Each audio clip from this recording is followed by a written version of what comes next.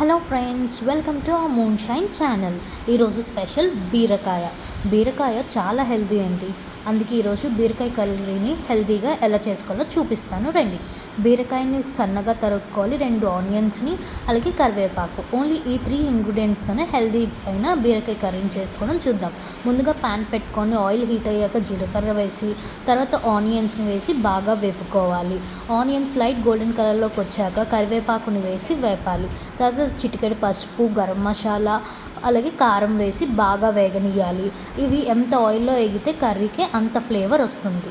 తరువాత బీరకాయని కట్ చేసుకున్నవి ఆ కర్రీలో వేసి బాగా మిక్సప్ చేయాలి. తర్వాత రుచికి సరిపడే ఉప్పును వేసుకొని కర్రీని మరి ఒకసారి కలుపుకోవాలి. బీరకాయని మూత పెట్టి ఒక 5 నిమిషాల పట్టుకు ఉడకనివ్వాలి. బీరకాయలో వాటర్ కంటెంట్ చాలా ఎక్కువ ఉంటుంది, అందుకు మనం కర్రీలో వాటర్ వేయాల్సిన అవసరమే లేదు. బీరకాయ ఉడకడానికి ఒక 2 మినిట్స్ పడుతుంది. సో మళ్ళీ కాసేపు లిడ్ పెట్టి 2 నిమిషాలు తిప్పి ఒక 2 మినిట్స్ పోయాక తీస్తే ఆయిల్ అంతా పైకి తేలుతుంది. అంతేనండి, మన బీరకాయ కర్రీ రెడీ.